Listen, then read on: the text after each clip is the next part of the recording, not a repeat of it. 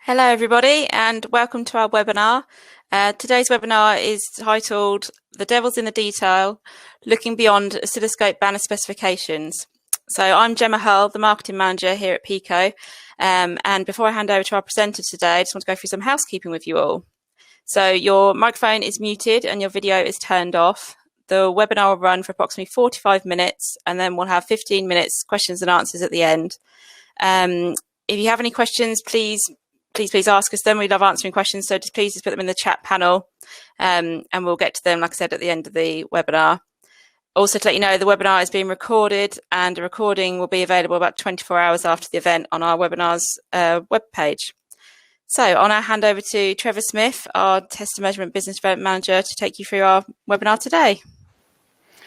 Thank you very much, Gemma. So good afternoon. My name is Trevor Smith. I am the Business Development Manager here at Pico Technology, and I'll be presenting the webinar this afternoon. The devil is in the detail, looking beyond oscilloscope banner specifications, so we can have a bit of fun over the course of the next 45 minutes or so.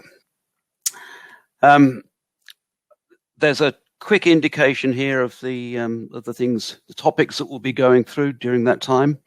So I'm going to start off with a couple of anecdotes, a couple of stories that are actually not from the electronics engineering world, but much further afield, to illustrate the kind of things that that plague other people's lives and professional problems that they have to solve by looking at things in detail.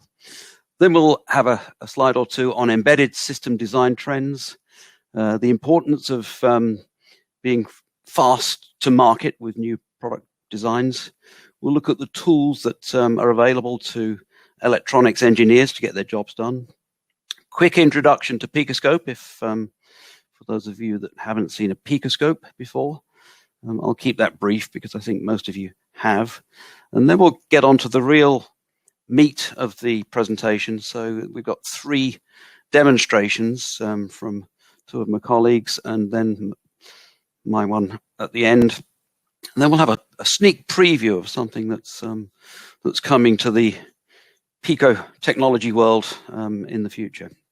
And as Gemma mentioned, after that, there'll be time for questions at the end. So first of all, a very quick introduction.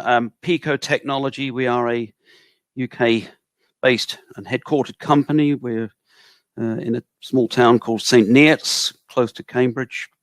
We were founded in 1991, so almost 30 years old. And up until yesterday, in fact, we could claim that we'd achieved 29 years continuous growth, but as it happens, yesterday was a momentous day for the company, and we know for sure that even with 3 months to go, we will achieve that 30 years worth of growth continuous in our 30th year in business. We produce professional PC-based test and measurement equipment at fair prices. So we try to offer equipment that does a good job, that is usable in the laboratory, in the factory, or at home, and is affordable for all of those applications. We have obviously operations here in Europe, but also regional operations based out of Texas, serving the American region, and we have a small team of people in Asia Pacific, based in China and in Japan. In total, we have about 130 employees around the world and global representation.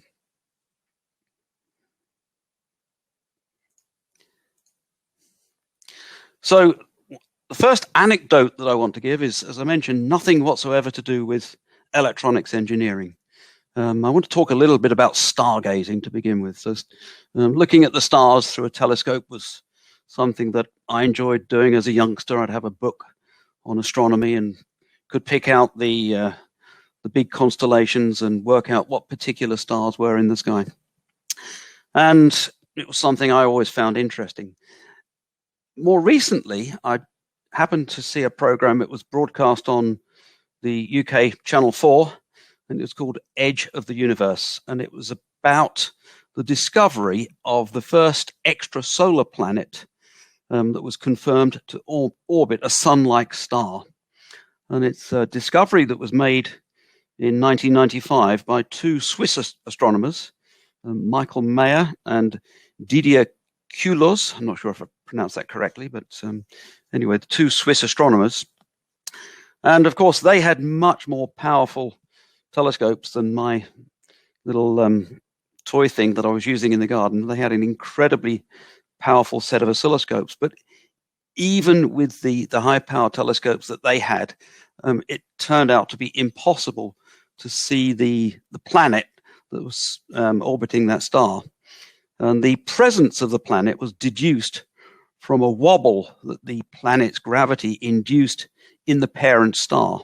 So the planet was circling the star on a 4.23 day cycle, and it just made the planet wobble a bit. So they needed to observe detailed characteristics of the star that enabled them to deduce that there was a planet circling that star. The star was called 51 Pegasi. It's located in the Pegasaurus constellation, and it's 48 light years away from Earth. And the discovery of that planet circling the star won those two astronomers the 2019 Nobel Prize for Physics for their discovery. But they really had to look for the detail in their observations to understand and interpret what was going on. So another little anecdote that I have for you is much closer to home.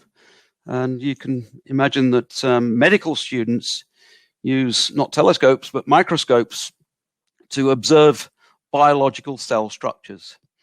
And actually, a low-cost ordinary laboratory microscope will do a good job in displaying a normal, healthy cell. But if a researcher or a physician is looking for cell abnormalities, they really need to choose a microscope that can reveal or perhaps even highlight details of abnormalities. So if the cell that's being, or the group of cells that's being explored is cancerous, they need something to be able to see that clearly so that they can take appropriate action. And the same principle is true in electronics and electronic engineering. Of course, electronic engineers like to use an oscilloscope to observe the behavior of their circuit when it was working properly. It gives confidence that everything is working as it should, and they can give themselves a big pat on the back. But really, the real power of an oscilloscope is determined by its capability to display not only the good, properly behaving parts of the circuit, but also the waveform anomalies and marginal performance that causes malfunctions and unreliability once the circuit is deployed. So from there, if we take a look at the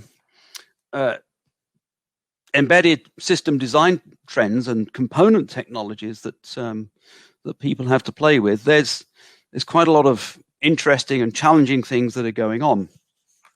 So the building blocks that electronics engineers have at their disposal are becoming more sophisticated and with higher performance with each new generation. FPGA technology stands out, but all the peripheral devices that are needed to build a complete system are advancing rapidly too. The teensy microcontroller development board that you see here shown top left on the screen has a 600 megahertz ARM Cortex processor built in, but retails at less than $20. So integrating those devices into a complete system design is becoming more challenging with each new generation of component technology. Performance increases are happening all the time, and we're seeing higher clock speeds, higher data rates, and of course customers are demanding all things on ever lower power budgets. Battery powered devices need to last longer. Mains powered systems need to consume less, And of course, we all need to play our part to reduce greenhouse emissions. At the same time, serial bus technologies have largely replaced parallel buses for chip-to-chip communications and interfacing with external devices. Serial technologies have a lot of advantages in terms of size and layout considerations on a printed circuit board, but they do bring with them some debugging challenges. Smart sensors coupled with DSP technologies are widely used to process analog signals, and they all need to be validated as working correctly together.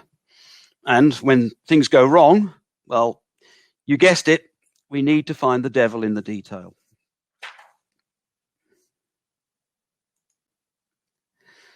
So I'd like to take a moment now to think about time to market considerations, because one of the huge pressures that is faced by engineers who are working on bringing projects and products to market is that not only are the electronic designs becoming more complex, but the time to market pressures on them are becoming stronger too. So designs that previously had a lifetime of maybe 5 years or more might be down to 4 years now, and even less in the next generation. So faced with increasing competitive pressures, if the development time exceeds the initial plan, it reduces the time that a product will spend on the market generating income, and therefore the profit or loss, hopefully not, that the profit will return in its life cycle. So you can see on the diagram here that from the moment that a product is conceived, somebody has the idea for the product and they have in their minds, or maybe on a CAD drawing, a picture of a wonderful design that they would like to produce.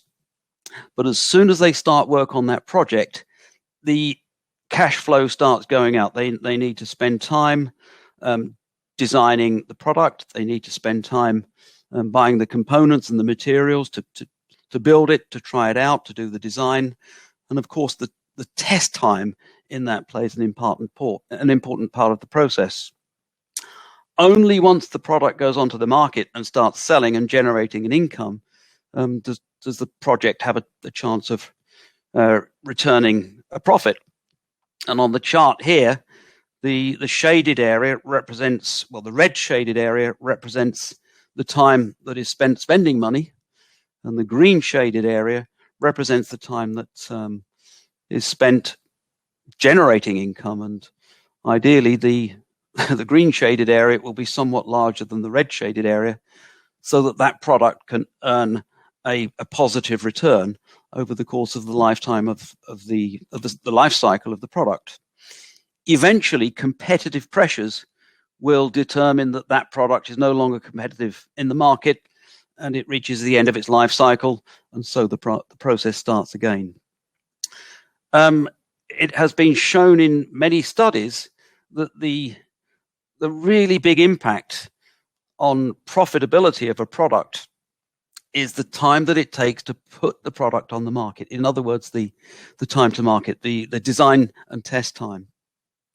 So if the time that it takes to put the product on the market slips by a few months, if a product ends up being 3, 6, or 9 months late to market, the time that it has available to make money is very much reduced. It has a dramatic effect on the opportunity to show a profit, show positive revenue during the lifetime. But of course, conversely, if tools, technologies, and creativity can be used in order to bring that time to market and make it shorter, then the opportunity for making a profit on the project is correspondingly improved, and it's a significant effect that it has. So that's just to give some sort of indication as to the pressures that electronics engineers are working under. So they obviously need tools to do their work, and there's a study here. It's almost 4 years old now. It's a study that was done by EE Times in 2017. But the amazing thing is that after all of the years that oscilloscopes have been on the market, they've been on the market for the best part of 100 years now, And still, after all of that time, it is the oscilloscope that is the #1 tool of choice for electronics engineers that are designing and debugging and validating their product before they put it to market. So, oscilloscopes, really important tool. Of course, they have many other tools, debuggers, compilers, assemblers, software libraries, in-circuit emulators, and those sorts of things. But the oscilloscope, and a proper oscilloscope that's good at doing its job, is still an amazing tool that engineers rely on. It's worth noticing as well that logic analyzers are quite high up in that list as well, which is pertinent because, of course, there are many oscilloscopes on the market these days, including PicoScopes, that are actually MSOs, mixed signal oscilloscopes, that combine the capabilities of an oscilloscope together with a logic analyzer. We'll look at that in a bit more detail a little later. So if an engineer is going to choose an oscilloscope and perhaps a logic analyzer to do their work, what are they going to use it for to measure? And the answer is, well, lots of things. They will want to be looking at the analog waveforms that are present in their device under test. So analog waveforms, typically 2, 4, or perhaps up to 8 in some situations.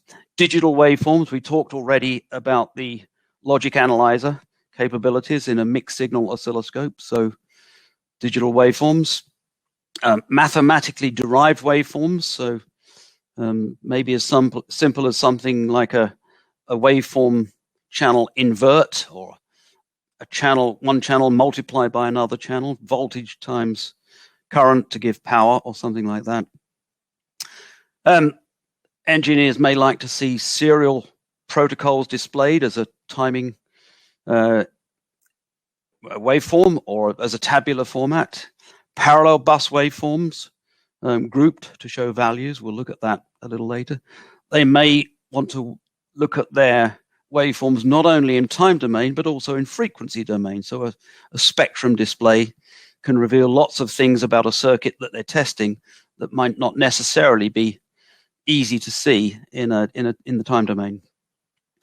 They will want to make measurements, probably measurements with statistics, to validate that not only does a circuit work, but it works reliably and within spec over a long period of time.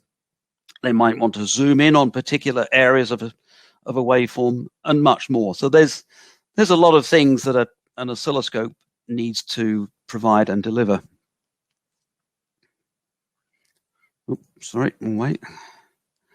So very quickly then, the concept of a PicoScope is on one level similar to that of a traditional benchtop oscilloscope. It displays waveforms from the device under test. But a PC-based oscilloscope, such as a PicoScope, separates the oscilloscope hardware from the host PC. So the host PC is connected to the PicoScope via, in most cases, via a USB interface, USB 2 or USB 3 interface. The PicoScope is controlled using an interface on the PC. So the interface that we generally use is called PicoScope 6 user interface. So the commands are given from the PC to the PicoScope, and then the PicoScope sends back waveform information that is displayed. The PicoScope user interface makes use of the PC display to display the waveforms and all of the other things that we saw on the previous slide. So that's essentially a conceptual view of what a PC-based PicoScope looks like. Looking a little more closely, this is what a practical PC or practical PicoScope display looks like. So the instrument controls are in a couple of rows up here on the toolbar. So it looks like, we've got an 8-channel oscilloscope set up here with the individual channels up here, the time-based control, the memory depth control, the waveform buffer control that we'll see in a moment in the demonstration. Triggering, of course, is down here. So we've got the start-stop button, the trigger controls, and various other functions. The rest of the display is allocated to displaying the waveforms, be they analog waveforms that you see at the top of the display here, digital waveforms that you see on the bottom half of the display, and a zoomed in, actually the main display is showing in the zoomed in part of the waveform, and then the overall picture is here on this detached waveform just there. So that is what a PC oscilloscope display typically looks like. You'll be seeing a few more of those over the course of the next few minutes. So what I'll do now is switch over to my colleague, Stuart Merlis, and Stuart is going to give us a presentation of using the deep memory that is fitted in the majority of PicoScopes. So Stuart is doing a demonstration using the PicoScope 6824E, which has a very, very deep memory, but using deep memory and waveform buffers to find infrequent glitches.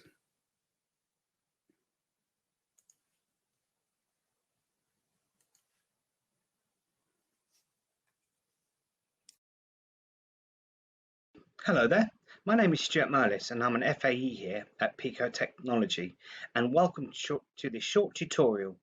Today we are going to be looking at segmented memory, mask limit testing and alarms to detect and save a glitch with the 6824E with deep memory. The 1 meg signal from my device under test is connected to one of the input channels of the 6000E. The signal has been reported to be intermittent but unconfirmed. You can see the output from the device under test, and this is a normal display mode, scope mode. To investigate a violation, I could scroll through the waveform buffer. But this is not efficient.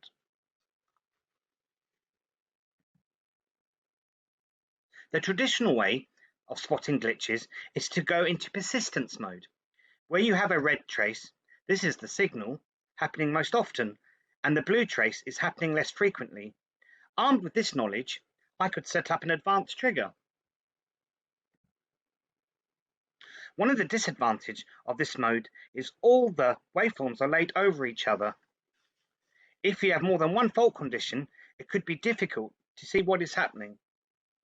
There is a better way of doing this. We can move over to our rapid block trigger mode, which can capture over 1 million waveforms per second. In rapid block mode, PicoScope instructs the scope device to acquire a sequence of waveforms with minimum delay between them. The display is not updated until the last waveform in the sequence has been captured. A key advantage is there is as little as 300 nanoseconds rearm time. The shorter the rearm time means that the probability of intercept is improved. If I click now on the rapid trigger mode,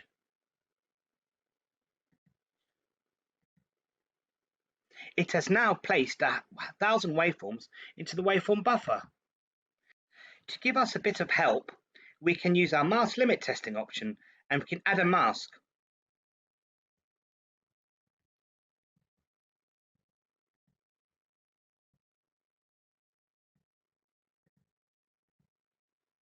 What the software will do is scan through all the waveforms and highlight the areas where the signal has violated the mask. The waveform buffer tool has an option to just show the mask limit fails.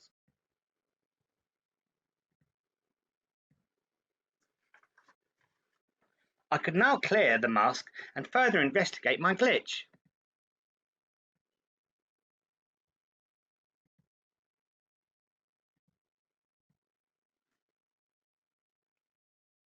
You can also save these waveforms using the alarms functionality. Now you don't need to watch PicoScope while it is running. It can be programmed to sound an alarm, save a file, or even execute a command when the signal goes out of specification.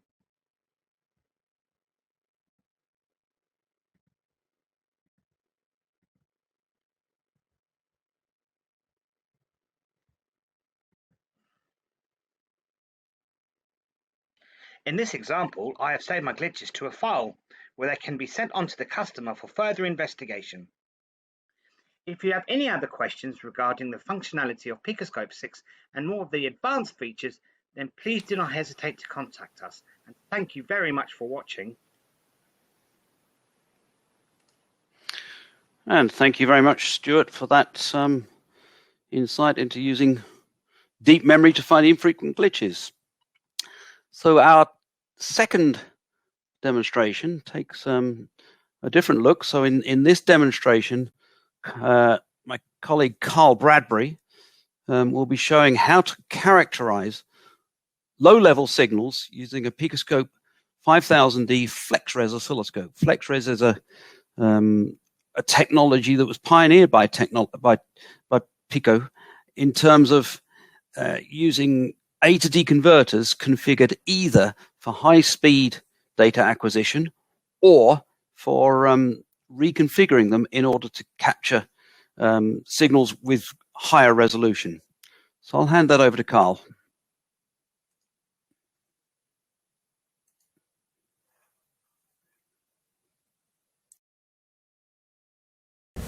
Here we have a 1 kHz sine wave, and though it's not easy to see, I've introduced a 100 kHz interference signal that's sitting on top of the sine wave. So next I zoom in on the sine wave to get a clearer view of the interfering signal.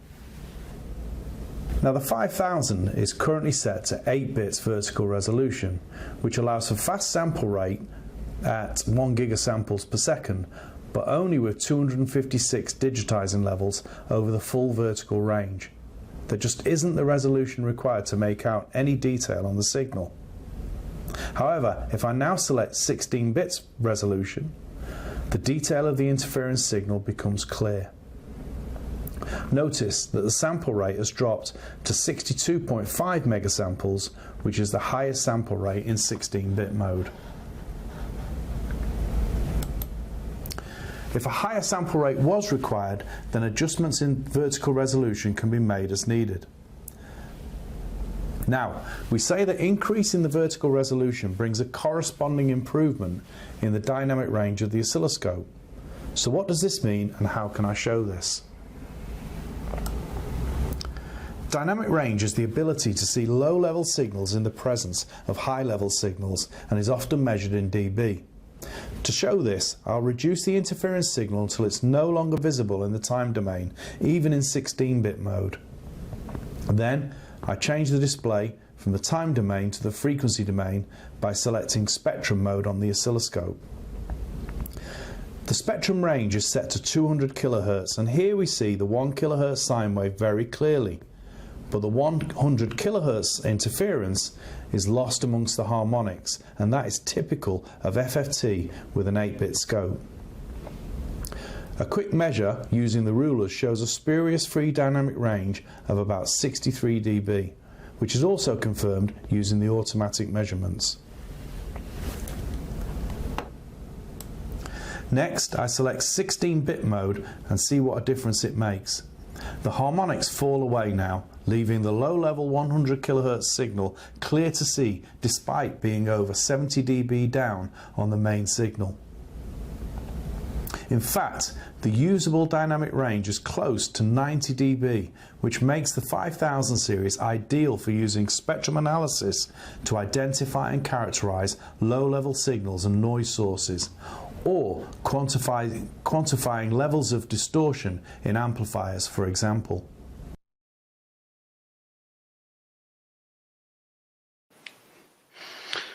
Okay, so thanks to Carl. Thank you very much to Carl for that demonstration. So the Flexres architecture is something that runs something we pioneered on the 5000 series PicoScopes, and we have now introduced it onto some other ranges, including the PicoScope 6000E series product that Stuart demonstrated earlier.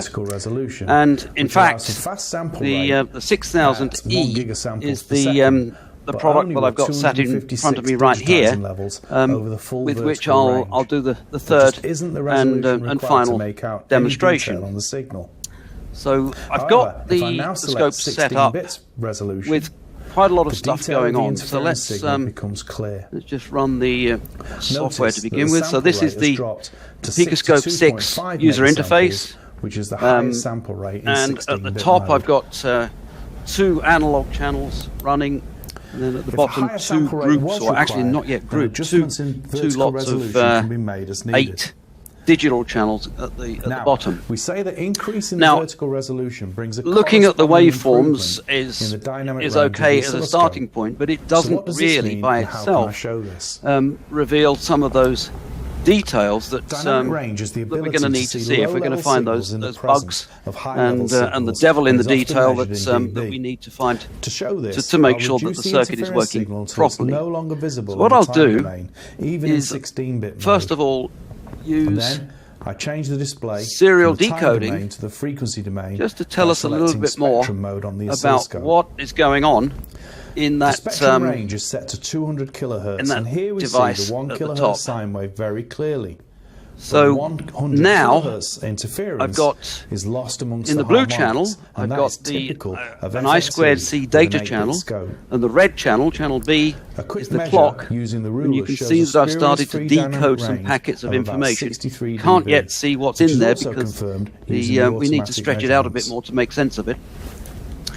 So I can do that with a zoom Next, in, I select and then if I 16-bit mode pick and the see what area that difference I'm it makes. interested in, The I harmonics can fall zoom in away and now, look at any leaving one the of those low-level packets of 100 information. kilohertz signal So really clear to see, quickly, without despite being over working 70 out what dB the down clock on the main signal. performances and what's going on that waveform, fact, I the can usable look dynamic immediately range is close and to understand 90 dB, the which data makes the that is 5000 flowing series ideal for from A using to B spectrum in the analysis serial to bus, identify and and I can reference that low-level to a lookup signals and table to noise know whether sources, it's good or bad data.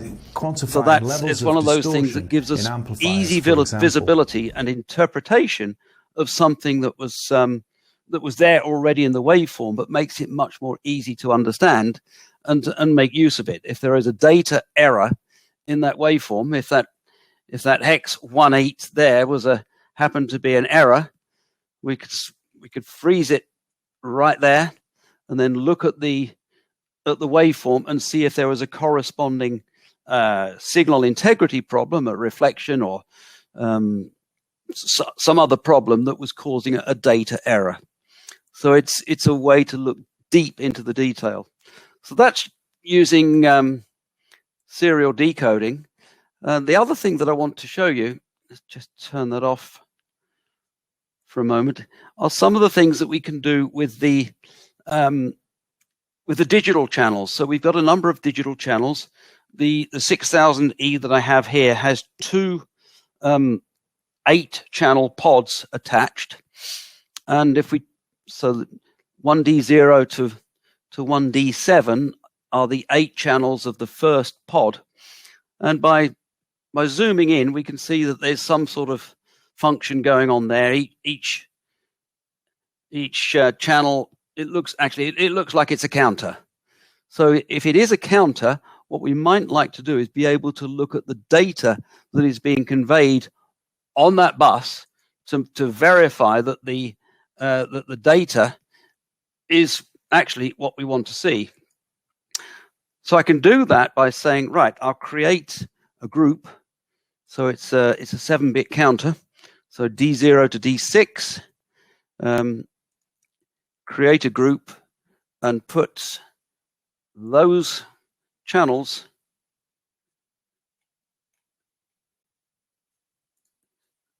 into that group. Just bear with me.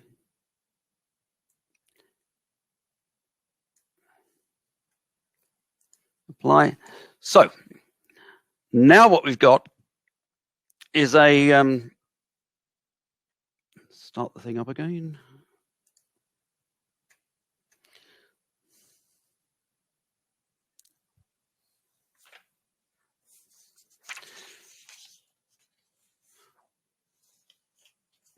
So now what we're seeing are the results of the counter. And if I say draw group by values and just freeze it for a moment, we can see the data that is being conveyed by each one of the changes in the value of that bus, and we do so by verifying in terms of least significant bit to most significant bit, and that tells us what the hex value is in there.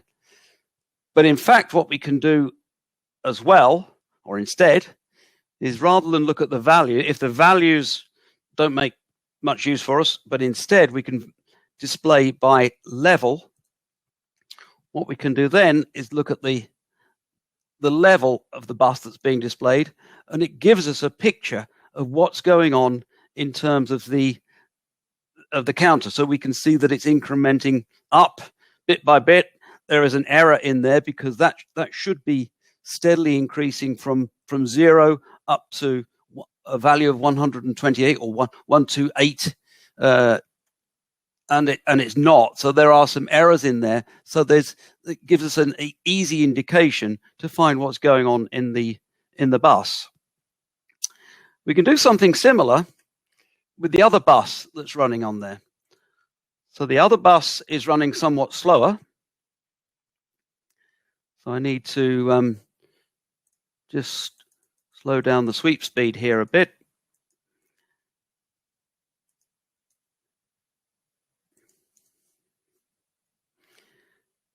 And so the signals that are on the second pod are somewhat different. It's not a counter. It's actually the drive circuit to a digital to analog converter. So similarly, in the same way that I used a bus definition to look at that counter, I can do the same sort of thing for the DAC drive circuit. So apply that, and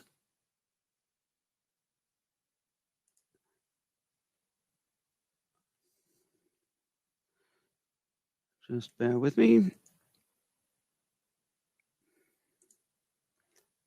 So I need to create a group. It'll be called G2. I'll put those channels into that group here, apply, and OK. And now we can see, right, let's get rid of group 1 for the moment. And now we can see that I've got a kind of iconic view, not only of the values that are appearing on each individual channel, that is the driver to the digital to analog converter, but by looking at the level, so it would make no sense, it would make no use really in looking at the values, but by looking at the level, I get a quick view of what that bus is doing in terms of the least to the most significant bits. And you can see that it's describing a sine wave. So far so good. It's giving us a clue that there's something going on in there that broadly looks like it's okay.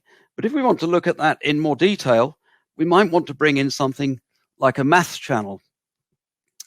So, and I've actually got that set up. So if I open a setting that I did a little earlier,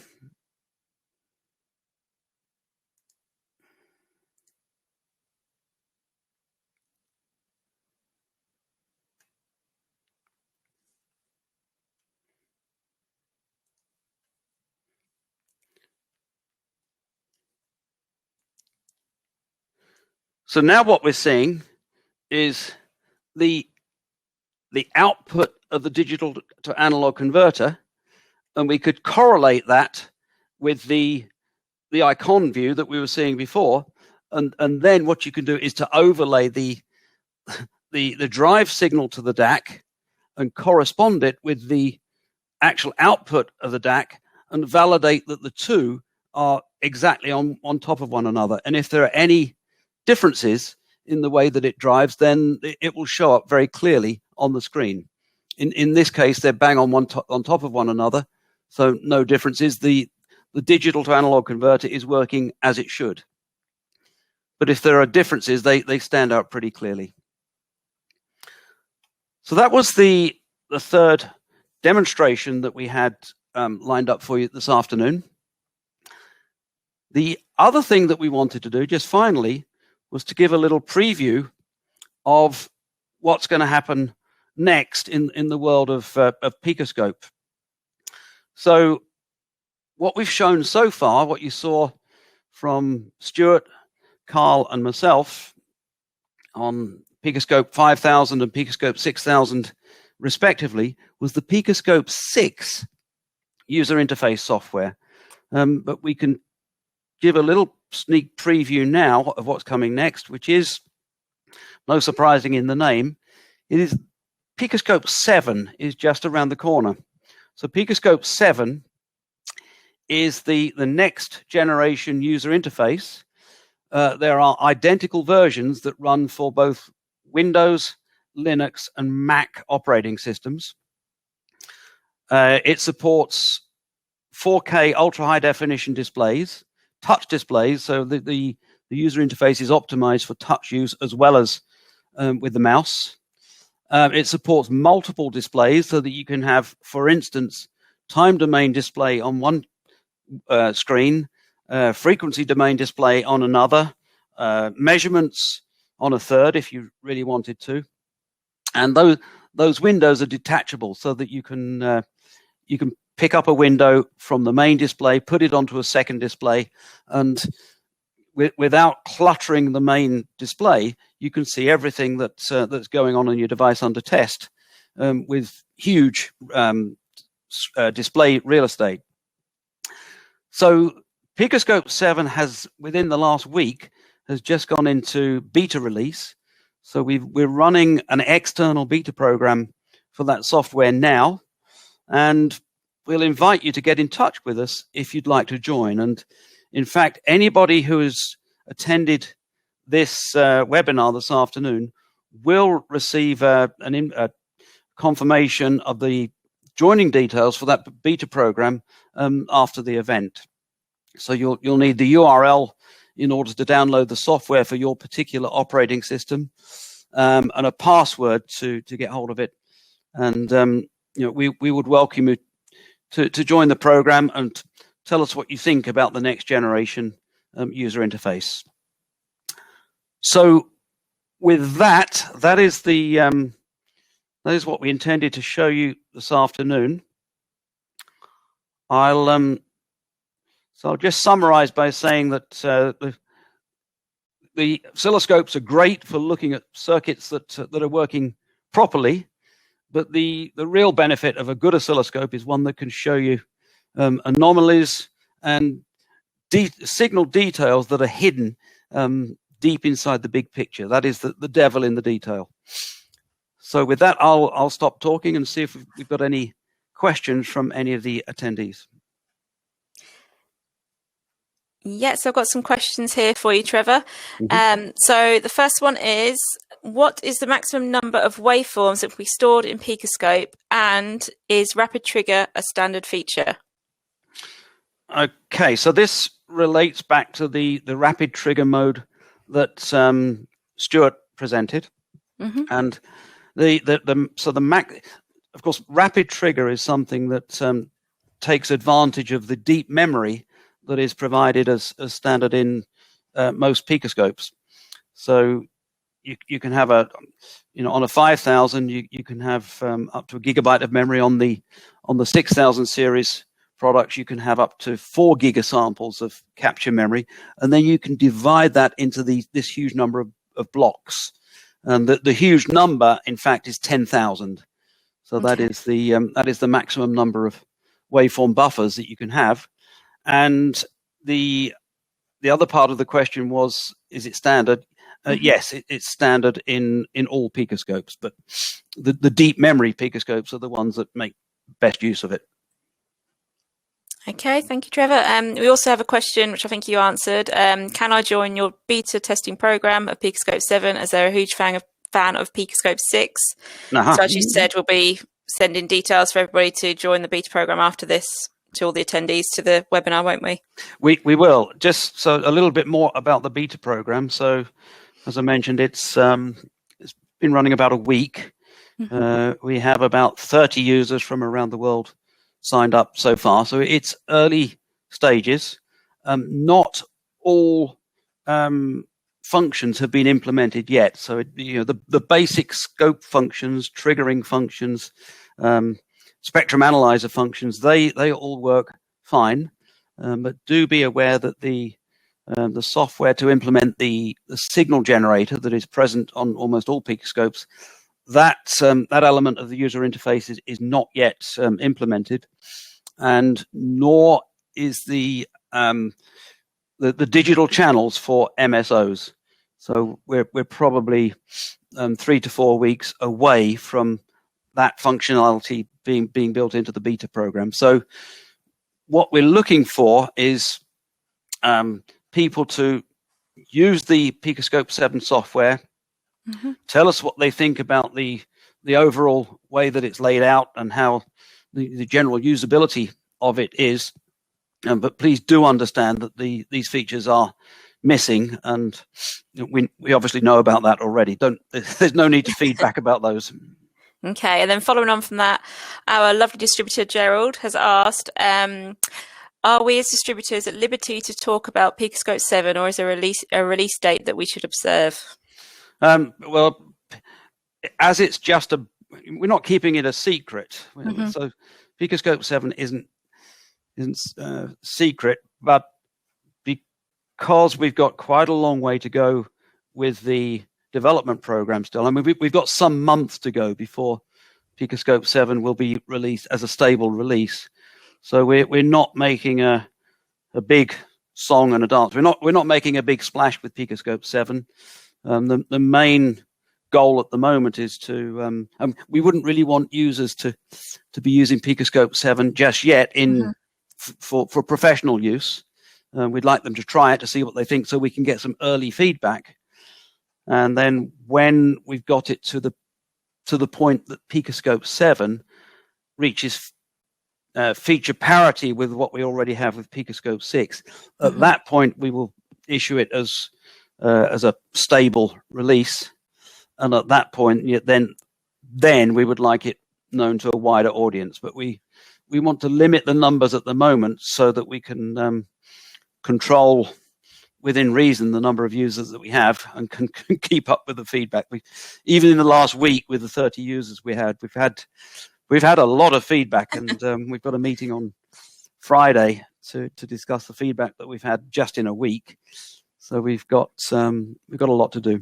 Lots to do. So there's another question here that says, does Pico have demo setups to show to customers PicoScope's performance? So PicoScope 6 has some very basic waveforms, so sine, square, triangle, that sort of thing. It's okay.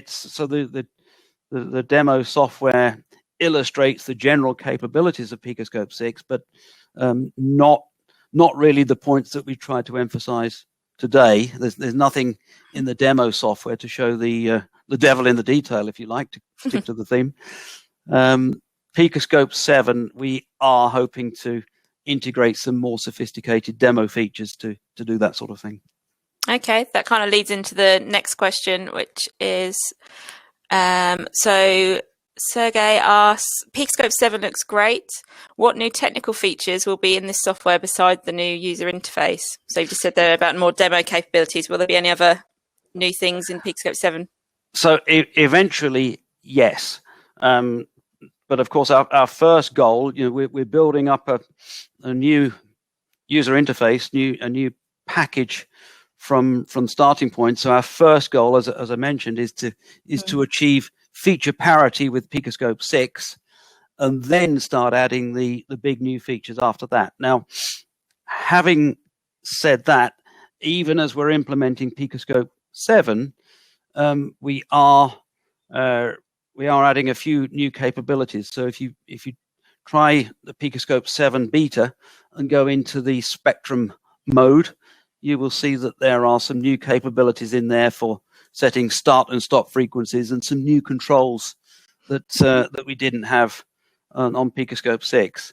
In the time domain mode, there are new controls to do with setting the sampling rate. So we're giving users more and somewhat easier control over the sampling rate, rather than just saying what the time-based setting should be and the record length, the capture record length. In PicoScope 7, we've got more direct control so that users can favor the type. You've got record length, capture duration, and sampling speed. There are 3 variables, and we're making it possible now to lock any 2 of those and play with the other one. So there are a few new features that are going in with PicoScope 7 beta, but the majority of the new capability will come after we've achieved that compatibility. Now, all of that said, of course, the PicoScope 7 is designed from the ground up to be a package not only for Windows. So the majority of our customers so far have been Windows users, and we've had early versions of PicoScope 6 for Linux and Mac. PicoScope 7 is designed right from the beginning to offer full compatibility across all 3 operating systems. So for Linux users and Mac users, even with the beta version, actually there are probably quite some benefits to taking it, even as it stands now. Yes, definitely. And then we also have one more question from Gerald, who says, what are the best resources to introduce new users to advanced features? So we used to have PicoScope.tv, but now we have YouTube, and we have US.tv. Is this still valid, or should new users be directed to YouTube?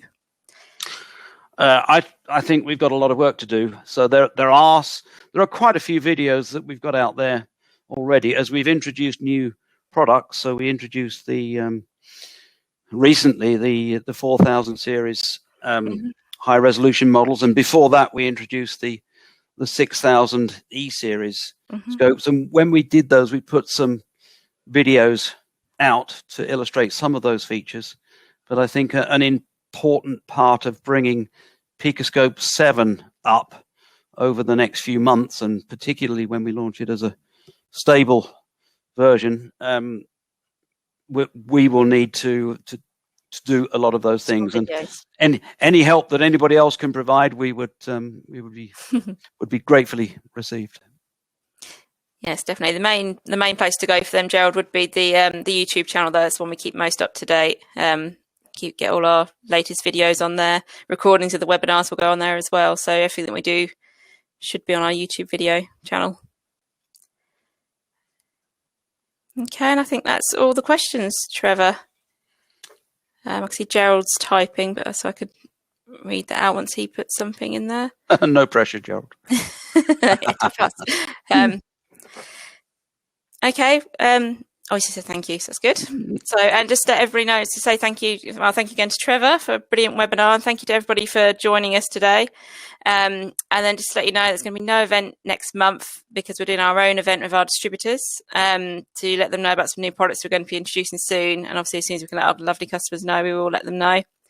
And then also we have a very exciting webinar coming up in May with a third party. We're just waiting to dot the I's and cross the T's on that one, and then we'll get the dates and the details up on the webinar webpage, so you can all join that one as well, hopefully. So thank you everybody for coming. With that, we'll say goodbye. Thank you.